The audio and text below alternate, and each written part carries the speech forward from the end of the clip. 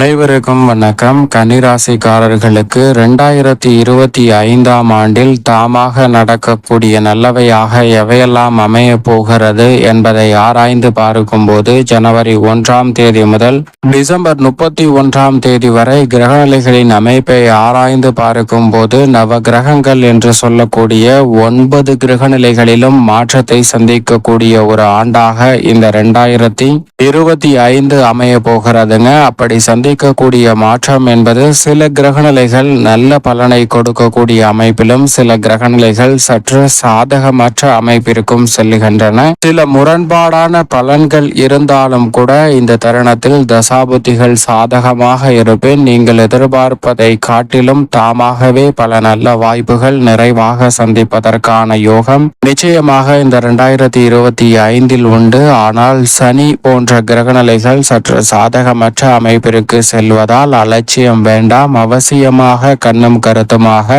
சற்று விழிப்புணர்வுடனும் செயல்பட வேண்டிய ஒரு தருணமாக அமைந்துள்ளது என்பதையும் திட்டவட்டமாக உறுதிப்படுத்துகின்றன. ஒவ்வொரு கிரகநிலைகளின் அமைப்பை ஆராய்ந்து பார்க்கும் போது முதன்மை கிரகம் முழு சுப கிரகம் என்று சொல்லக்கூடிய குரு பகவான் 9ல் குரு என்றாலே உச்சபட்ச நன்மை நிறைவாக கிடைக்கக்கூடிய ஒரு தருணமாக பார்க்கப்படுகிறது. எனவே இந்த வருடத்தின் முற்பகுதியில் 9ல் குரு சஞ்சரிக்கிறாருங்க. அதற்கு பிறகு கர்மஸ்தானத்திற்குள் நுழைகிறார். குரு இந்த வருடத்தின் பிற்பகுதியில் கர்மஸ்தானத்திற்குள் தொழில் ஸ்தானத்திற்குள் நுழைந்தாலும் 9ஆம் இடத்தை ஒப்பிடுகையில் சற்று சாதகமற்ற அமைப்பு என்றாலும் கூட பெரிய அளவிலான சிரமங்களை சந்திக்கக்கூடிய இடமாக நிச்சயமாக அமையாது என்பதை திட்டவட்டமாகவும் தெளிவாகவும் துல்லியமாகவும் உறுதிப்படுத்துகிறார். எனவே குருவின் அமைப்பு காரணமாக இந்த வருடத்தின் முற்பகுதியிலும் சரி பிற்பகுதியிலும் நிறைவான நன்மையை சந்திப்பதற்கான முதன்மையான யோகம் குரு அள்ளி கொடுக்க போகிறாருங்க. எனவே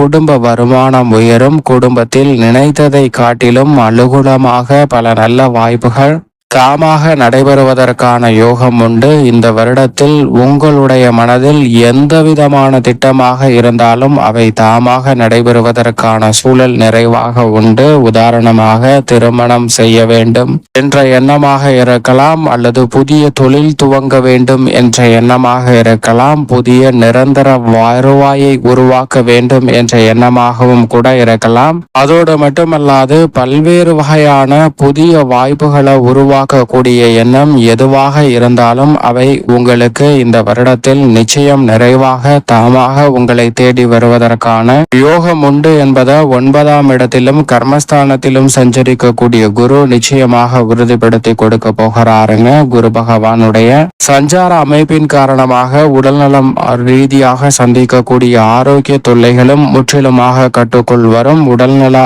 ஆரோக்கியமும் மனநலமும் திருப்திகரமாக அமைவதால் பல்வேறு வகையான பணிகளை திறன்படவும் செம்மையாகவும் செய்து முடிப்பதற்கான அற்புதமான யோகம் நிச்சயமாக கன்னிராசிக்காரர்களுக்கு இந்த வேளையில் நிறைவாக கிடைக்கிறது. எனவே நல்ல முன்னேற்ற வாய்ப்புகளை அற்புதமாக சந்திப்பதற்கான முதன்மையான யோகத்தை பெறுவதற்கான வாய்ப்பு நிச்சயமாக கன்னிராசிக்காரர்களுக்கு நிறைவாக கிடைக்கிறது. அதோடு மட்டுமல்லாது குடும்ப உறுப்பினர்களுக்கிடையே நல்ல ஒற்றுமை பலப்படுங்க. குடும்ப வருமானம் உயருவதோடு மட்டுமல்லாது உபரி வருமானங்கள் அதிகரிப்பதால் பல்வேறு வகையான பொருளாதார ரீதியான சிக்கல்கள் விலகும். கடன் சார்ந்த தொல்லைகள் உள்ளிட்ட பல விஷயங்களை சிறப்பாக கட்டுப்படுத்துவதற்கான நல்ல வாய்ப்பும் சந்தர்ப்பமும் இந்த தருணத்தில் நிச்சயமாக உண்டு. நினைத்த காரியங்களை சிறப்பாக செய்து முடிக்கக்கூடிய ஒரு தருணமாகவும் அலட்சியமில்லாமல் செயல்பட்டால் மிக சிறப்பாக அமைவதற்கான யோகமும் நிச்சயமாக உண்டு என்பதில் சந்தேகமே இல்லை. உத்தியோக ரீதியாக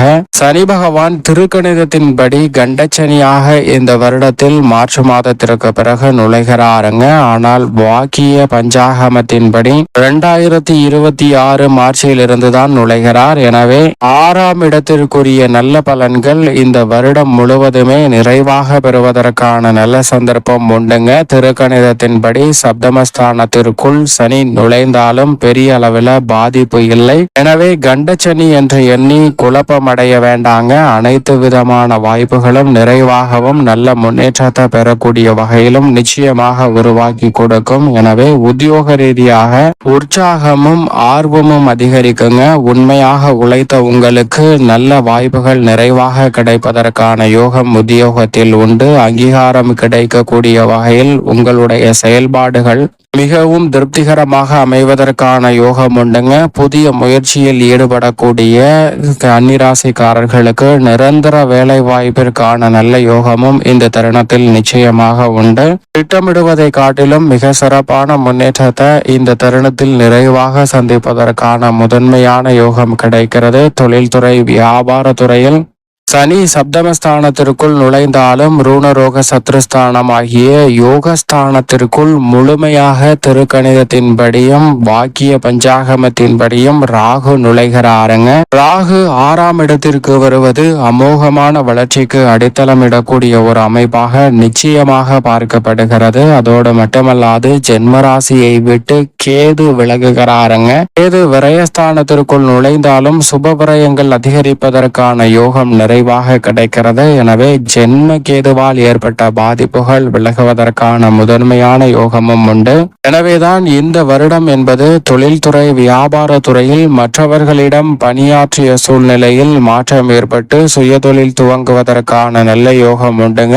மனதில் மட்டும் திட்ட வடிவில் இருந்த திட்டங்களை செயல்படுத்துவதற்கான அற்புதமான யோகம் நிச்சயமாக இந்த வேளையில் கன்னிராசிக்காரர்களுக்கு கிடைக்கிறது. அதோடு மட்டுமல்லாது கடன் ரீதியான தொல்லைகளும் பெரிய லெவல்ல கட்டுக்குள் வருங்க. இந்த வருடத்தின் துவக்கத்தில் இருந்தே மிக அற்புதமான மாற்றங்களை நிச்சயமாக சந்திக்கலாம். திடீர் அதிர்ஷ்ட யோக வாய்ப்புகளை அள்ளி கொடுக்கக்கூடிய லாபஸ்தானத்திற்குள், யோகஸ்தானத்திற்குள் நுழைந்திருக்கக்கூடிய ராகுவால் அதிர்ஷ்ட யோக வாய்ப்புகள் நிச்சயமாக நிறைவாக கிடைக்கும். சரியாக பயன்படுத்திக் கொள்ளுங்கள். கலைத்துறையின் நாயகனாக இருக்கக்கூடிய சுக்கிரன் பெரும்பாலும் 12 இடங்களில் மாறி மாறி வலம் வந்தாலும் நல்ல மாற்றங்களை நிறைவாக அள்ளி கொடுக்கிறார். எனவே மக்களிடையே புகழும் செல்வாக்கும் அதிகரிக்கக்கூடிய வகையில் புதிய வாய்ப்புகள் தடையில்லாமல் நிறைவாக கிடைக்கும். அரசியல் சார்ந்த பணிகளிலும் திட்டமிட்டதை விட நல்ல மதிப்பும் மரியாதையும் நம்பிக்கையும் அதிகரிக்கக்கூடிய வகையில் பல பணிகள் திருப்திகரமாக செய்து முடிப்பதால் எதிர்கால நலனை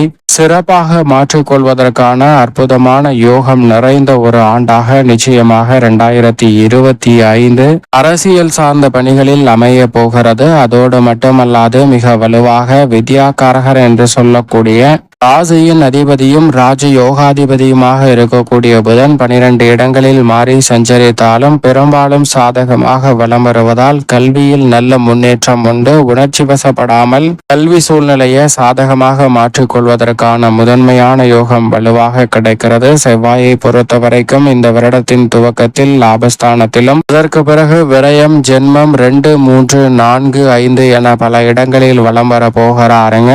பெரும்பாலும் செவ்வாயினுடைய சஞ்சார அமைப்பு இந்த வருடம் முழுவதுமே நல்ல முன்னேற்ற வாய்ப்புகளை உருவாக்கி கொடுக்கிறது. அஷ்டம செவ்வாய் இல்லாத இந்த வருடத்தில் எதிர்பார்ப்பதை காட்டிலும் நிறைந்த தனலாபமும் முன்னேற்றமும் நிறைவாக சந்திப்பதற்கான முதன்மையான யோகம் இந்த தருணத்தில் நிச்சயமாக கன்னிராசிக்காரர்களுக்கு தேடி வருகிறது. எனவே புதிய அசையும் அசையா சொத்துக்கள் வாங்குவதற்கான யோகமும் கால்நடை வளர்ப்பில் அபிவிருத்தி காணக்கூடிய வாய்ப்பும் நிச்சயமாக உண்டு.